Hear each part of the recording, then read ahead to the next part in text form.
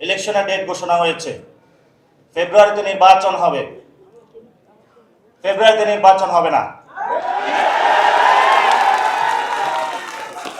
এই গণ অভ্যুত্থান পরবর্তী সময়ে বাংলাদেশকে যদি আমরা পুনর্গঠন করতে চাই,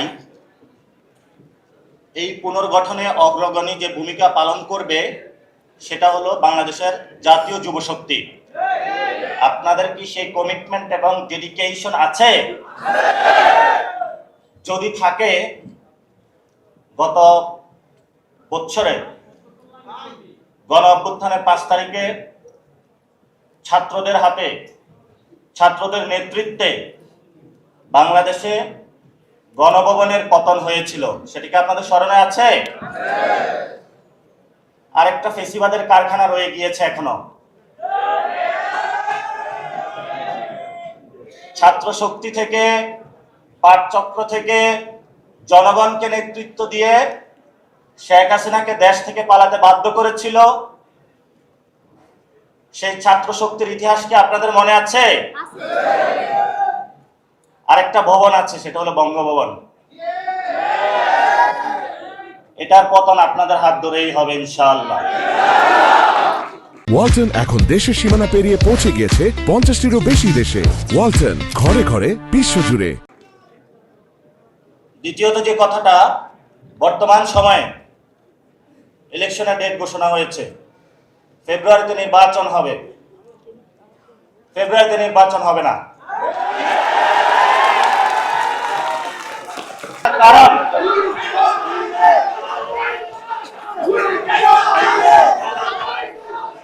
কারণ কারণ যদি ফেব্রুয়ারিতে নির্বাচন হয়, আমার যে ভাইয়েরা শহীদ হয়েছিল, রক্ত দিয়েছিল সংস্কারের জন্য, একটি নতুন সংবিধানের জন্য, তাহলে কবরে গিয়ে তার লাশটা ফেরত দিতে হবে এই সরকারকে। আমার যে ভাইয়ের হাতটা চলে গিয়েছিল, যদি সংস্কার কাজ শেষ না করে নির্বাচন হয়, তাহলে এই সরকারকে আমার ভাইয়ের হাতটা ফিরিয়ে দিতে হবে। যে মায়ের বুক খালি হয়েছিল, যদি সংস্কার ছাড়া, একটি নতুন সংবিধান ছাড়া বাংলাদেশে নির্বাচন হয়, তাহলে ওই মায়ের বুকের সন্তানকে ফেরত দিতে হবে। অনেক বাচ্চাকে দেখেছি এখনো বুকের দুধ পান করে, কিন্তু বাবা শহীদ হয়েছে। তাদের সাথে যখন কথা বলেছি, তাদের মুখের ভাষা পাইনি, শুধু চোখের ভাষা পেয়েছি। চোখের ভাষাটা ছিল অশ্রু। যে অশ্রুতে তারা বলেছিল, আমার বাচ্চা রয়ে গিয়েছে, আমার স্বামী চলে গিয়েছে, আমি বাংলাদেশ থেকে কিছু চাই না, কিন্তু আমি একটি সুন্দর ভবিষ্যতে বাংলাদেশ দেখতে চাই, যেখানে আমার এই বুকের যে সন্তান আছে, আর সন্তানকে কেউ খুন করবে না।